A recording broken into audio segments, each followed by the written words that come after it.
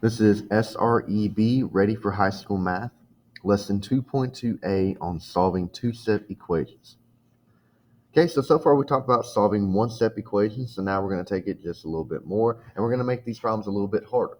Okay, and in doing that, we're going to need to take multiple steps in order to get these values alone. So we got two steps to think about. First step, we will remove the number that is added or subtracted to the variable using opposites. Okay, so that may not make a whole bunch of sense right now what we're talking about, but basically what we're going to be looking like is in each of these, there's only going to be a combination of addition and subtraction or multiplication and division. Okay, so there's only going to be a combination of at least two of those in these two-step equations. So the first thing we want to do is find anything that has been added or subtracted to our variable, and then we're going to undo it by doing the opposite. So if something is being added to our variable, we need to get it away from our variable by subtracting it. If something is being subtracted from our variable, we need to undo that by adding it back in to cancel it out. Okay, so once we've gotten that down, we should be able to then remove the coefficient of the variable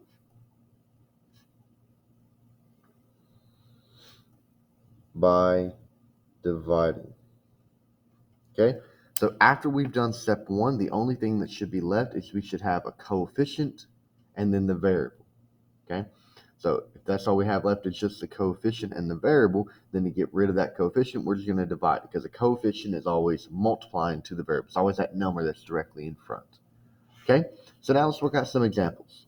All right, so number one, we've got 4 equals 3a minus 14.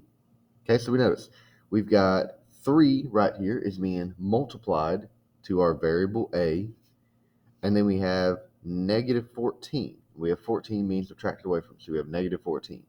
So we need to go back through. We need to first remove the number that is being added or subtracted.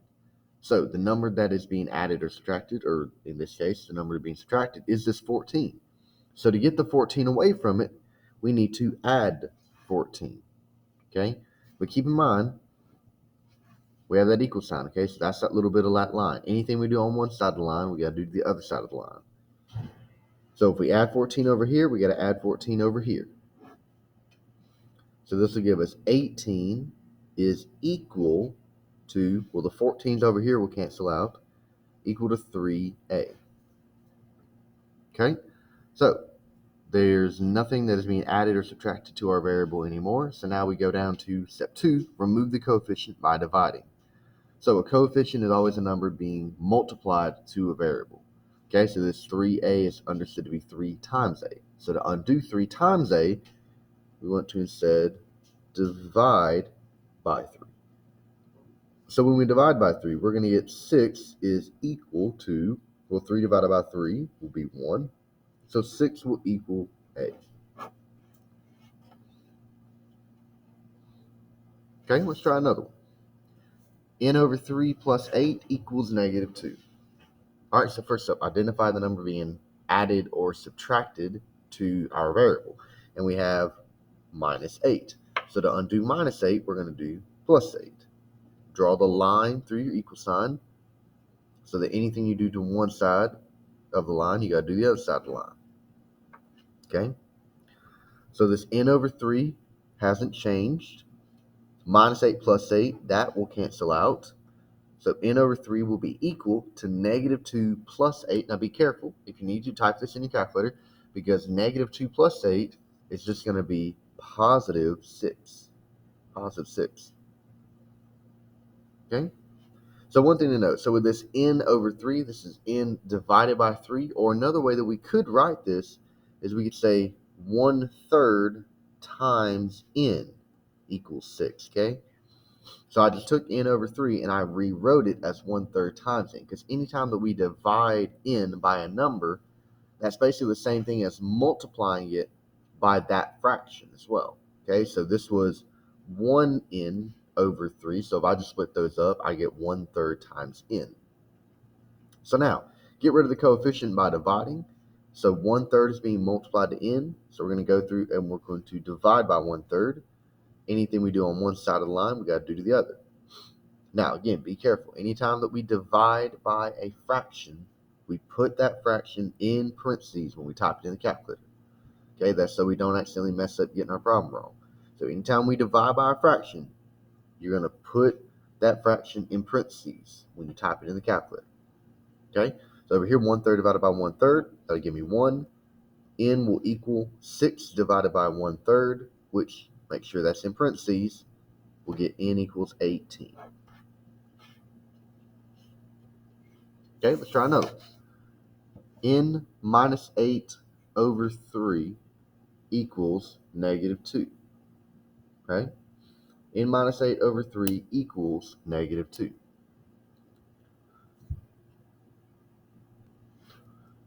All right, so this one is going to be a little bit different than the first two that we worked out. And the main reason is because with these first two that we worked out, our first step was to remove the number that is being added or subtracted. Okay, and right here we had -14, and here we had -8. But the problem with this one, and in fact, this one is very similar to this one, the only problem is that now the -8 is also inside of the fraction.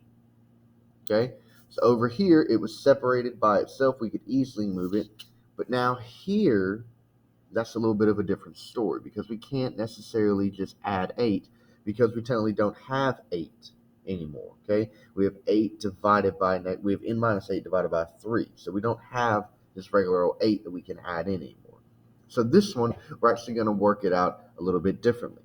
Okay, this time we're actually going to get rid of this 3 first. Okay, so we have this whole thing that is being divided by 3. So in order for me to do any kind of work for the top, I need to get rid of the bottom first. Okay, so in order for me to get anything done in the top, I got to get rid of the bottom first. So divided by 3, okay, that's a little bit distracting because we have that number through there. So divided by 3, we will undo division by 3 by multiplying by 3. Okay, and anything we do to one side, we have to do the other as well. So when we take anything that is divided by 3 and then we multiply by 3, those 3's will cancel out and we'll just be left with n minus 8 is equal to -2 times 3, which would give me -6. Okay, and again, this one was a little bit of a weird problem because we had to basically reverse the order. But again, the main difference was over here, since that thing that was being added or subtracted wasn't inside of a fraction, we could move it pretty easily. Same here. -8 was not in the fraction, so we could move it easily. But with this example, since the -8 was in the fraction as well, it wasn't that simple.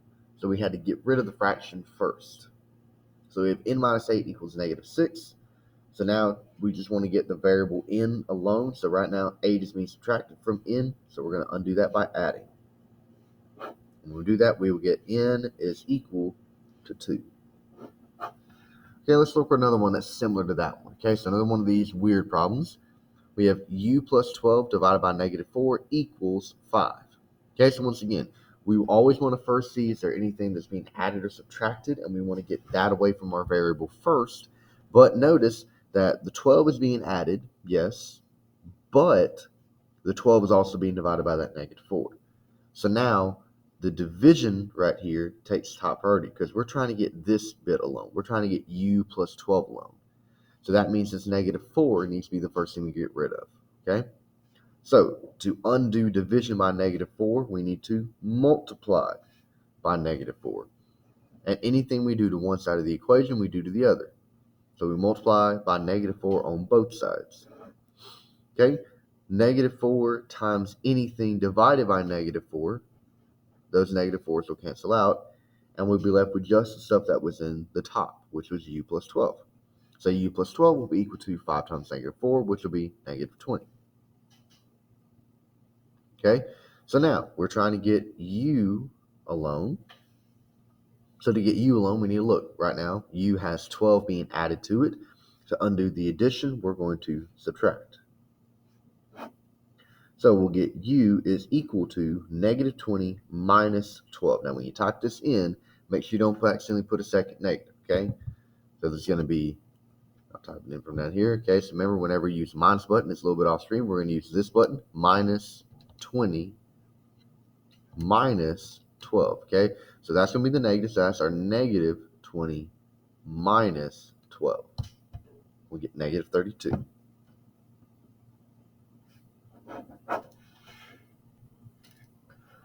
All right, so next up, so for example 5 right here, they gave us a two-step equation that they went through and solved each step, and they want us to fill in basically what was the reason that they did each step that they did. Okay, so first up we have, at the beginning, we started with 3n minus 4 equals 11. Okay, so that's before we've done anything to it, so this will be our given statement. We haven't done anything to it. It was given to us. Okay, so from here, again, there wasn't any fractions or anything that I had to worry about, so we could do this thing like a regular problem. So we looked for things that are being added or subtracted to our variable n, and they saw that 4 is being subtracted. So they decided to add or use property of addition to add 4 to get rid of that 4. So when they did that, the 4's canceled. They were left with 3n equals 15. Okay, so this is where they basically did a step of substitution. Okay, so after they did the addition, they substituted this new equation that they were trying to solve now. So 3n equals 15. We want to get the n alone. So in order to do that, we have 3 times n. So to undo that, we need to use the property of division to get the statement n equals 5. And so that's going to be another of our substitution steps. Basically saying that these 3 equations are all the same. That's what it means when we use substitution. All right, now we look at number 6. So this time, we're going to do the steps and fill in the reasons. Okay, so we have negative 12 equals 6 minus 2/3 y. Okay, so our first reason is that this was given to us. All right, so if we look, we're trying to get the variable y alone, and there's a couple things we notice. First, we have 6 minus 2/3 y, so with the 6 being in the front, and there's not a negative sign in front of it, that means that 6 is technically being added to negative 2/3 y. So that's what we need to undo first. So the 6 in the front, okay, that's going to be understood positive. If there's not a negative sign, it's going to be positive. So to undo positive 6, we're going to subtract 6. So we'll draw a line through the equal sign, and we'll subtract 6 on both sides. Okay, so this is us using the property of subtraction. All right, so negative 12 minus 6 will be negative 18, and this will be equal to, 6's will cancel out, negative 2/3 y. All right, so now we're down to just negative 2/3 times y. Negative 2/3 is the coefficient. Okay, so once we have that new equation, we'll write this in as this is our substitution step. So now negative 2/3 times y. So we want to undo negative 2/3 times by dividing by negative 2/3. And anytime we divide by a fraction on either side, we're going to put it in parentheses. Okay, so this is us using division once again. So then once we do that, negative 18 divided by negative 2/3, don't forget the parentheses. Don't forget the parentheses will give us positive 27 that will equal y. Okay, and anytime we have a new equation like this, we always write that as our substitution step. So we get 27, positive 27 will be equal to y.